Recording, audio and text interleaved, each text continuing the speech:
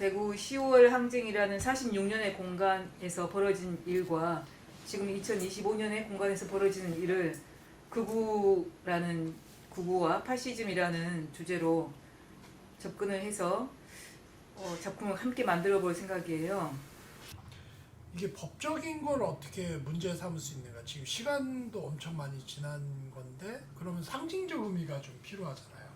그러니까 예루살렘의 아이만에서 그 뭐랄까 그 전범 재판에서 아이만이 사형을 받았거든요. 근데 사형을 근거 짓는 논증을 아렌티가 제공했는데 첫 번째는 그게 인류에 대한 범죄였다.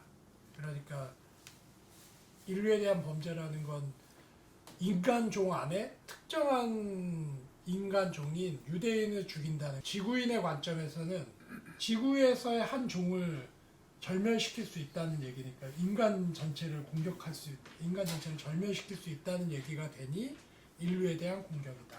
그래서 이 사람의 사형은 정당하다. 이렇게 얘기를 했고, 두 번째는 좀 많이 알려진 거죠. 그러니까 그 아이만이 난 사람 죽인 적도 없고 그냥 나는 위에서 명령한 대로 그 맡은 바 직책에 따라서 그 수용자들을 구금하는 시설을 잘 관리했을 뿐이다. 이런 이제 대답을 하니까 그 아렌트의 이제 답은 인간으로서 할 수 있는 능력 중에 이제 사유 능력을 사용하지 않았다. 그러니까 무사유, 사유하지 않음이 이 사람이 인간으로서의 자격을 스스로 상실한 거다라는 이제 주장을 했던 거죠. 그리고 세 번째가 이제 좀 약간 불확실한데, 인간 사회는 사회를 구성한 이유는 인간들이 다 다양하기 때문이에요. 얼굴도 다르고 이해관계도 다르고 자기가 놓여있는 존재론적인 관점으로 볼 때 위치도 다르고 하기 때문에 이 다름으로 인해서 발생하는 여러 그 갈등, 대결 이런 게 이제 발생하잖아요. 그러니까 그걸 해소하기 위해서 공론 영역, 공적 영역이라는 게 발생했고 거기서 정치가 벌어지게끔 사회가 구성되어 있는데 그 사회 구성원들의 다원성을 유대인 학살이라고 하는 행위에 동참함으로 인해서 사회가 구성될 수 있는 본질적 요소를 스스로 망가뜨린 거니까 이 사회로부터 추방해야 되는 논리가 성립되는 거죠. 이게 세 가지가 아렌트가 전범 재판에서 제공했던 논리였거든요. 우리도 그렇게 접근하는 게 좋지 않을까. 워낙 멀리 떨어져 있는 사건이고, 그 다음에 구체적인 어떤 범죄 행위를 입증하는 게 지금 중요한 게 아니라 그 사람이 갖고 있는 의미가 뭔지를, 그러니까 그 당시에 그 학살을 벌였던 혹은 진압을 하게 만들었던 그 상징적 의미를 이제 문제를 삼는 게 어떨까. 그리고 사실 고소장을 쓰는 부분에서는 김영준 선생님께서 말씀하시는데 가해자가 있어야 된다. 그 정확한 피해 사실이 있어야 된다. 이런 부분이 있죠. 근데 고소장이 아니라 다른 아이디어가 있거나 하신 분이 있으면 얘기해 주셔도 돼요. 극우 파시즘이 우리한테 문제인가라고 하는 게 우리 공동체 내에서 한번 점검돼야 될 것 같고, 그 문제를 푸는데 10월 항쟁이 어떤 방식으로 연결될 수 있는지도 한번 점검이 돼야 될 것 같아요. 그 점검 이후에 이 고소장을 쓸지 누구에게 이걸 물어볼지 이게 좀 논의가 좀 더 현실적이 될 것 같거든요. 그걸 한번 짚어보면 어떨까 싶습니다. 저는 10월 항쟁에서 서북청년단이 처음으로 활동을 한 부분에 이제 관심을 가졌어요. 서북청년단이 10월 항쟁에서 아마 처음으로 활동을 하고 나서 그 다음에 여순 사건, 제주 4.3까지 이렇게 돌아가면서 보수 극우 기독교 그 집단의 기독교 이념의 그 권력이라 그러나 권력 기반을 좀 다졌던 사건이 될 수 있죠. 시작이 될 수 있다고 생각하고 있고, 근데 처음에는 대구 10월 항쟁이 미 군정 아래에서 잘못된 이렇게 곡식 나눠주거나 하는 문제 때문에 사람들이 많이 굶어 죽고 너무나 그 기아에 시달렸어요. 그래서 기아 투쟁에서 시작을 했는데, 어머니들이 이렇게 아이를 안고 나와서 기아 시위를 하는 데서 시작을 했는데, 이승만 정권은 이 시위를 좀 이따 조금 후에, 그렇지 않아도 철도 파업이 크게 벌어지고 있던 판이고, 그래서 또 대구에는 실제 그런지 어쩐지 모르겠는데 전국에서 제일 좌파가 많았던 거예요. 그래서 이승만이 제대로 권력을 잡을 수 있는 기반을 10월 항쟁을 통해서 사실은 만든 거죠.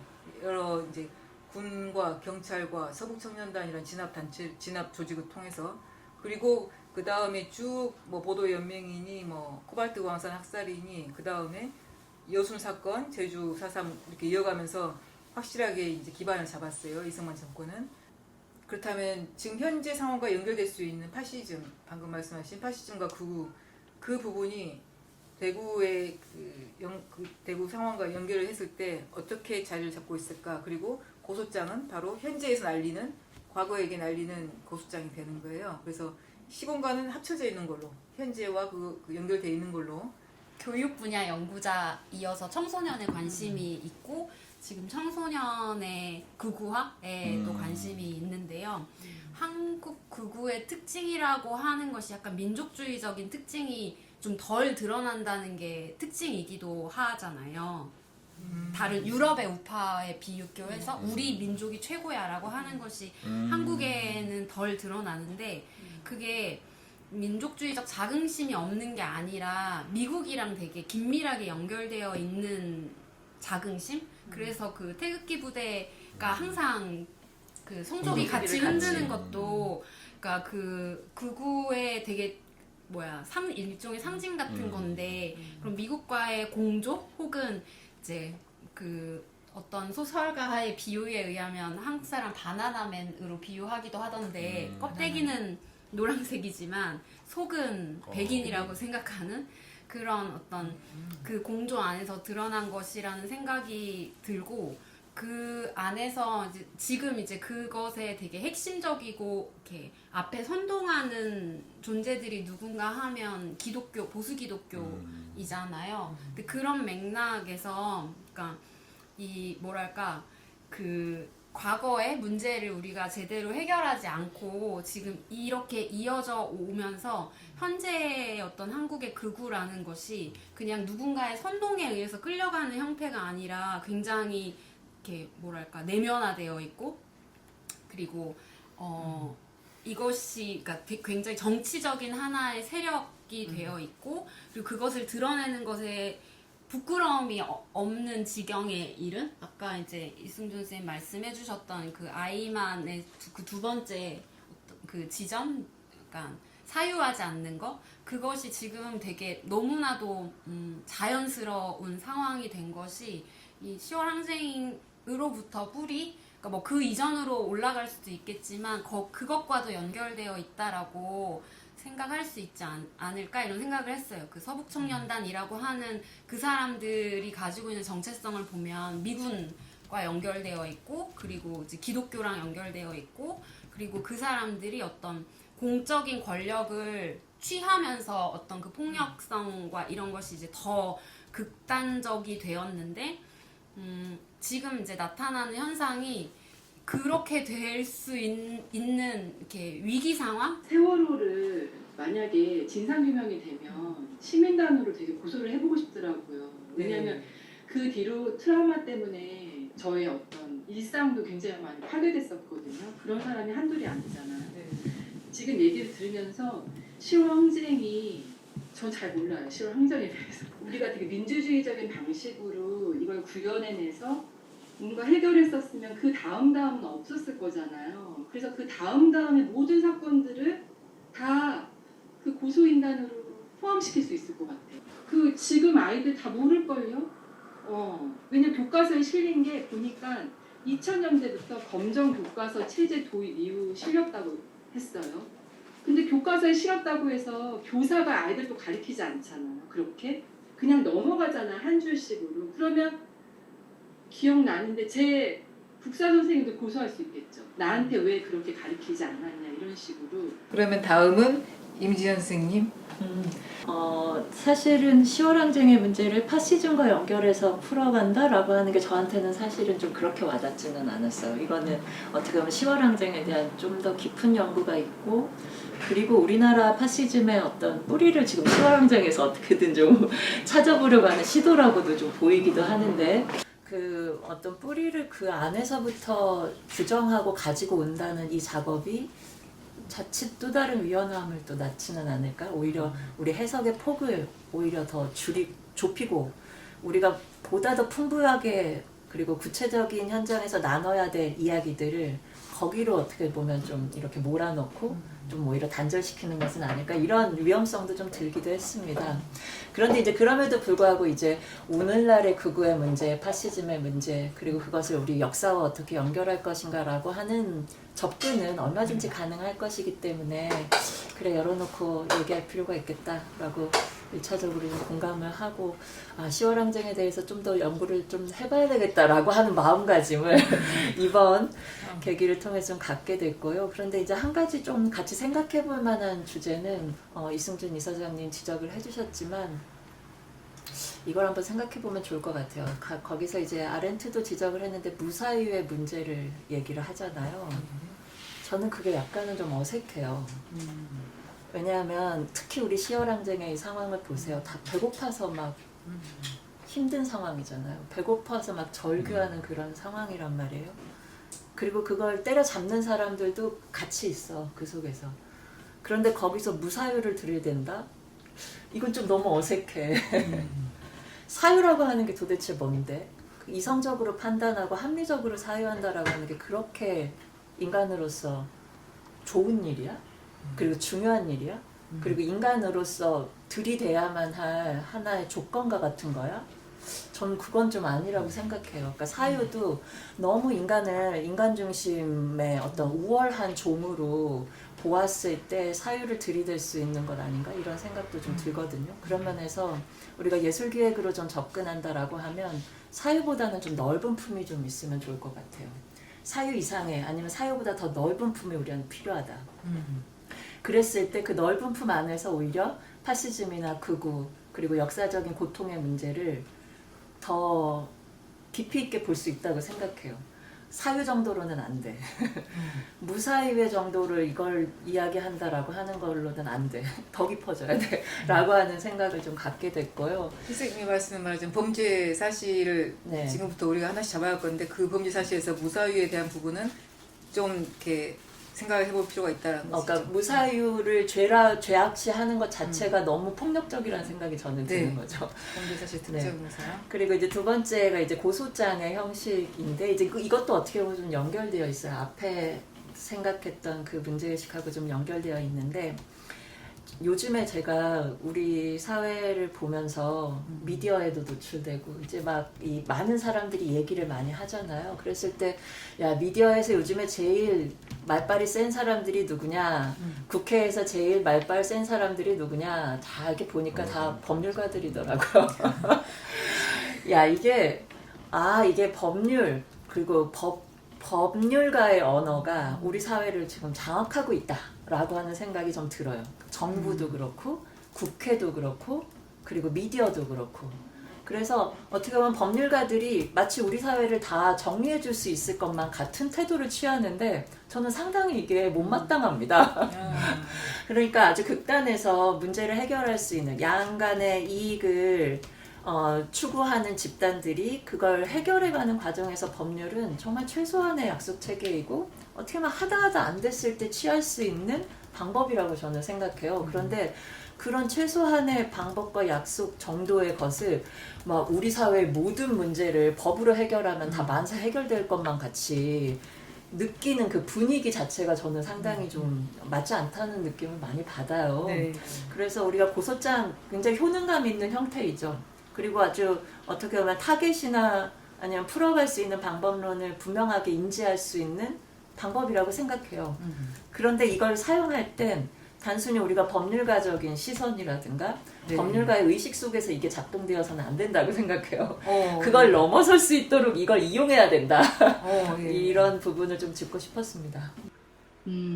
사유는 목격 다음에 일어난 일 같거든요. 그래서 그걸 목격한 사람으로서 이렇게 접근하면 어떨까 이런 생각이 들고, 그 다음에 저는 이 소송에 대해서는 그래요. 우리가 원시나 고대 사회에서 왜 이렇게 뭔가 소송이야말로 보복이나 복수가 아닌 공동체의 어떤 약속, 규칙으로 등장한 것은 아니었을까? 윤주님이 이거 영상으로 뭐 찍어놓으면 좋겠다. 누구나 자기 사를 얘기하다 보면 거기에 민주사가 없는 가정이 없더라고요. 제가 이렇게 개인 상담을 하다가 항상 하는 얘기는 이건 당신 문제가 아니다 이렇게 얘기가 나오거든요. 이건 우리 모두 이 국가 안의 트라우마적인 반응이다 이렇게 얘기가 나오는 거예요. 고소를 법원에다 할 생각은 없었어요, 애초에. 그러니까 우리의 고소장 모양을 따를지 우리가 새로운 모양을 만들지는 알 수가 없어요. 우리는 이 고소를 어딘가에 할 거예요. 네, 세상에다가 하든지 하늘에 하든지 땅에 하든지 모든 걸 지켜본 아까 그 목격자로서의 그 세상 모든 것에 할 것인지 그것은 우리가 생각해볼 문제라고 생각하고 범죄 사실, 법적 증거 그리고 목격이라든가 뭐 취지 뭐 이런 것들이 나와 있거든요. 사실은 근데 그런 것들 자체가 하나의 다 우리가 할 수 있는 작품이 될 거예요. 근데 거기에 목격자가 광범위한 목격자가 시대를 넘어서 그 인간 종을 넘어서 인간이 중심이 아닌 그 목격자가 등장을 했을 때 전혀 다른 이야기가 될 것 같습니다. 이건 그냥 외적으로 나하고 상관없이 하나의 체계로 작동하는 그냥 언어 툴이에요. 그런데 우리 실제적으로 우리 삶을 구동시키고 우리 삶을 더 질적으로 깊어지든 따뜻하게든 차갑든 만들어가는 건 진짜 약속이라고 생각하거든요. 내가 나 스스로와 맺는 약속, 내가 너와 맺는 약속, 내가 공동체와 맺는 약속, 내가 자연물과 맺는 약속, 내가 시간과 맺는 약속. 이 약속들이 어쩌면 우리 삶을 정말 실질적으로 구동시키고 이야기를 만들어낸다고 생각해요. 그래서 이번 전시가 법률을 뛰어넘는 아니면 법률 그렇게 보일 수도 있지만 우리는 이건 긴밀한 약속을 맺는 과정이다. 증거라기보단 실질적 증거라기보다는 증인으로서 나 자신이 거기에 목록으로 들어갈 수 있는 게 아닐까라는 생각이 들어서 워크숍 형태로 하면 이 고소장을 계속 풍부하게 만들어 가는 과정이기도 하고 그 안에 참여하는 사람들이 증인으로서 증거가 되는 것이기도 하고 해서 혹시 그런 게 가능한지 이제 여쭙고 싶었고 상호 간의 약속이나 그러니까 약속의 형태가 되기 위해서는 사실 동등한 상태에서만 그 약속이라는 게 좀 의미 있게 만들어질 수 있고 작동할 수 있는데 사실 이런 10월 항쟁 지금 몇십 년이 지났는데도 여전히 해결되지 않는 이런 문제와 그리고 그것과 연결되어 있는 이 문제에는 힘이 있는 사람과 없는 사람으로 위계가 나누어져 있고 그런 측면에서 피해자 혹은 힘이 없는 존재들이 유일하게 기댈 수 있는 제도라는 것이 이제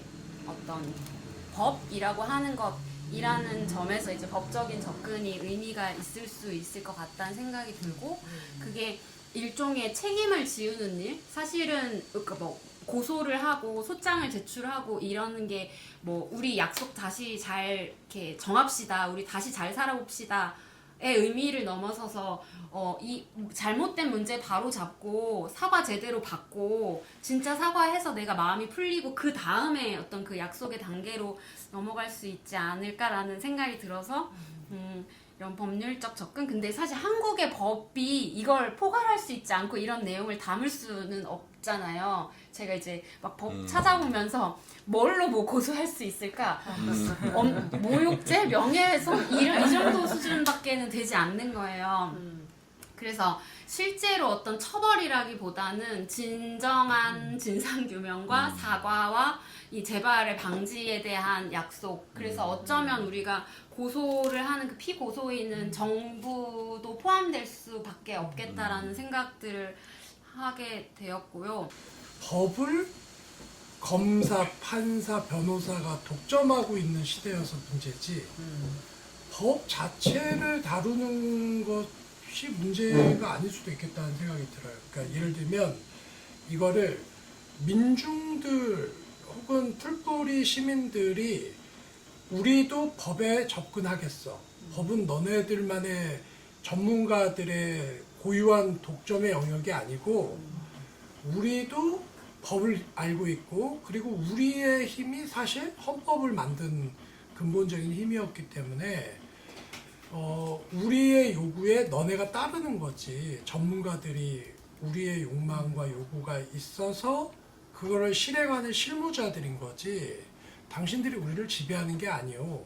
이런 이제 선언이 될 수 있겠다는 생각이 들어서요. 그러니까 법은 시민들이 그걸 더 가득 채워가지고 전문가들만이 하지 않는 시민들로 법을 끌어오는 문제가 될 수 있겠다. 그런 생각이 하나 들어서 오히려 더 좋을 수도 있겠다. 그 대신 조건은 전문가들이 하던 방식으로의 형식이 아니라 다양한 언어로 접근할 수 있다거나 시민들의 아주 뭐 풀뿌리적인 요구를 법으로 담아낸다. 그러니까 예술적으로 접근하는 게 법과 예술을 연결시키는 게 그래서 유효할 것 같아요.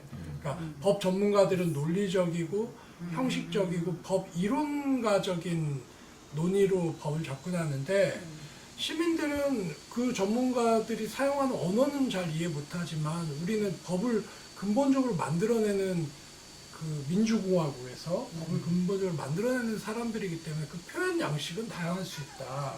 그리고 그 중에 한 형태가 예술적으로 표현되는 거다. 이렇게 생각을 하면 좀 좋지 않을까라는 생각이 들고 두 번째는 이것도 아까 임변쌤하고 나랑 비슷한 생각이었는데 이게 파시즘인가? 왜 그런 생각이 들었냐면 우리 파시즘 연구 모임에서 파시즘을 연구한다고 하는 거는 되게 현대적인 현상으로 이해를 했어요. 그러니까 들레즈 가타리가 전체주의랑 파시즘을 구분하면서 전체주의는 수목형 모델이다. 위로부터 아래로 그 명령을 하다라고 그 명령을 받은 사람들이 명령을 수행하는 체계가 전체주의라면 파시즘은 리즘적이다. 그러니까 대중들이 자기 스스로 자발적으로 자기 욕망을 표현해서 그 표현된 힘이 결집되어 가지고 그러니까 물론 이제 파시즘은 자기가 억압을 스스로 욕망한다. 이 오늘날의 파시스트들은 퀴어, 그 다음에 여성, 그 다음에 또 그러니까 종북이라고 호명하는데 아무튼 뭐 통일운동, 그 다음에 노동, 또 이주 이걸 쫙 연결시켜가지고 그냥 한 덩어리로 자기가 싸워야 되고 분쇄해야 될 적으로 상정을 하잖아요. 혐오의 대상으로 딱. 그러면 파시즘에 맞서는 사람은 그래 너네는 지금까지 대구에서도 그랬지만 빨갱이 이름을 붙이면서 소수화 시켜가지고 고립시키고 진압했지? 근데 우리는 그러면 아니야. 우리는 소수자인데 소수자 연합을 하면 너네보다 훨씬 커. 여성, 생태, 퀴어, 노동, 이주, 심지어는 이제 지역에 대한 것도 광주도 거기에서는 그 뭔가 종북 게이처럼 이렇게 그걸 연결시키는 개념이잖아요. 5.18 이후에. 그러니까 그 다음에 계급까지 이렇게 이 소수자를 다 모으면 사실 그게 우리 시민들이거든요. 그렇지. 그러니까 소수자 연대가 훨씬 더 강하다는 걸 대구 항쟁 이 기념 행사의 속에서 뭔가 이 연대의 모습을 보여주는 게 파시즘을 오히려 누르는 어떤 기능을 하지 않을까. 너무 강력한 그 고조와 미시파시즘. 네네. 네, 미시파시즘에 대한 부분이 언제 나오려나 했더니 정확하게 나왔습니다. 모르겠어요. 요즘 파시즘은 잘 안 떠올랐는데 개인적으로 생각한 건 그런 거였어요. 고조 방법도 있지만 좀 이렇게 스크리닝 해보니까 이게 4.3과 5.18과 뭐 이런 사실 어떻게 보면 좀 대등하다는 말이 좀 웃기긴 하지만 좀 그런 역사임에도 불구하고 지금 예를 들어서 이제 특별법이라는 것이 다 제정이 돼 있는데 근데 요 10월 항쟁은 그런 게 아직 없더라고요. 연구도 미쳐나고 그리고 현재 시민사회에서 대구 시민사회에서도 그런 법들을 좀 제정하려는 움직임이 좀 있는 것 같아요. 뭐 숫자로 많이 표기하잖아요. 월과 일이 그래서 5.18, 뭐 4.3, 두마항쟁도 비슷한 그 역사적 배경 같은데 그런 것들을 다 섞어서 이렇게 기호화하고 그런 것도 괜찮겠다 이런 생각까지 했습니다. 어떤 거는 17명으로 사망이 조사돼 있고 최대는 88명까지 돼 있는데 엄청난 학살인 거지. 그러니까. 사실은 훨씬 더 많았겠죠. 지금 많았겠죠. 조사 기관에 따라서 나온 형태니까 근데 현지 국사편찬위원회에서 조사한 그 4개의 기관의 보고서를 분석한 거에 따르면 아무튼 최소 그 몇십 명 이상 저 좀 덧붙이면 뭐랄까 조금 이런 말은 좀 그렇지만 약간 서운하지 않을까? 역사적으로 그 10월 항쟁이 다른 사건들에 비해서 맞아요. 네, 조명이 좀 조명이 되어 안 조명이 안 돼 있어요. 있으니까 그 대구라는 그 약간 지역적 특수성도 있었죠. 특수성이 있고 네. 그래서 이번 기획서 제가 보내준 기획서 보셨나 모르겠는데 카운터 메모리, 카운터 보이시스예요.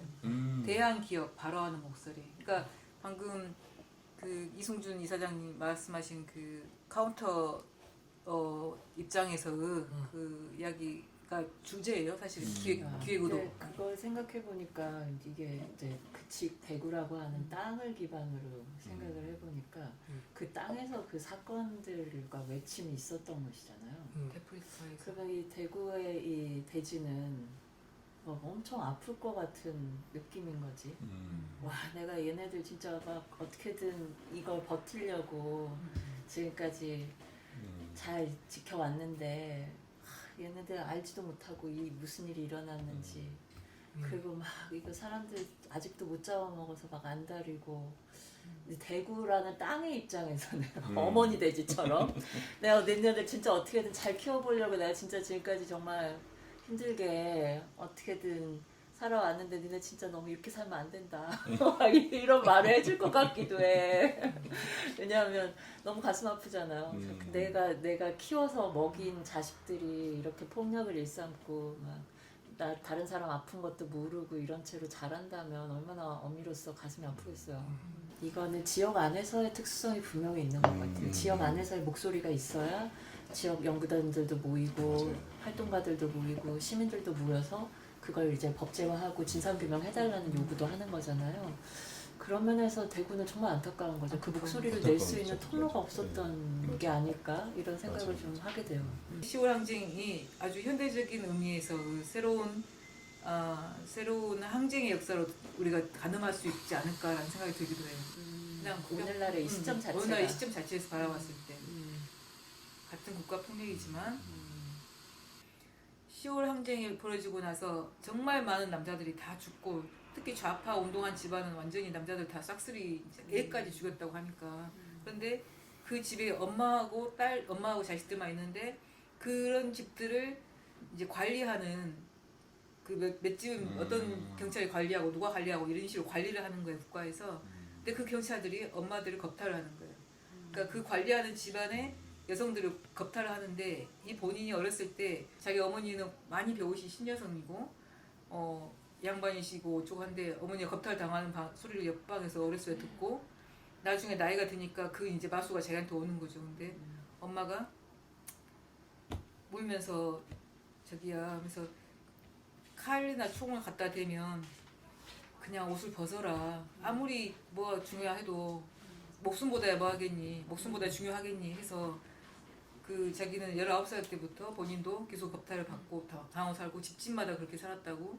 그 강간과 그 폭력이 벌어진 폭력은 10월 항쟁 이후에 우리 우리나라 사람들, 우리나라 경찰들이 이제 한 거잖아요. 이런 그 대구에서 빨갱이 집안의 자손으로 사신 분이시고 저분 자체가 하나의 예술이다. 예술이 하나의 시대의 지표라면 이야기를 한다면 그래서 아까 예술의 미학적인 모습을 생각하지 말라고 말한 것은 우리는 무엇이든 우리가 예술이라고 굳이 할 필요 없이 그냥 보여주고 이야기를 나누면 된다라고 생각을 해요. 항쟁의 기업들을 나누어 가지는 과정? 이거 자체가 전시가 될 수 있겠네요. 우리의 전시의 형태라고 한다면. 시민들이 사실 잘 모를 것 같아요. 그래서 그게 조금 안타까운데 이거를 알리는 글 아무리 찾아봐도 너무 사실만 나와 있고 뭐 기아로 인해서 되게 다 많은 단체들의 명만 나와 있지 사람들이 드러나진 않더라고. 그거에 대해서 누가 취재를 하거나 기획해서 보도하진 않았던 것 같아요. 저는 법으로 모든 걸 할 수 없고 응고주의적으로 갈 수 없다고 생각을 해요. 피해자가 보상을 받는 게 맞는 거지 처벌한다고 해서 피해자의 그 피해가 회복되진 않거든요. 그럼 어떻게 그 피해 받으신 분들이 회복을 할 수 있을까라고 하면 이거는 사람들에게 알려줘야 하는 거.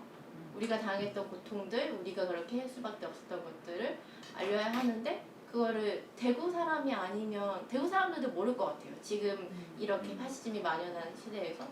그러면 어떻게 알리느냐가 제일 중요할 것 같고, 항상 이런 행사를 기획하면 보통 행사 주최하는 측에서 하고 싶은 말만 하거든요.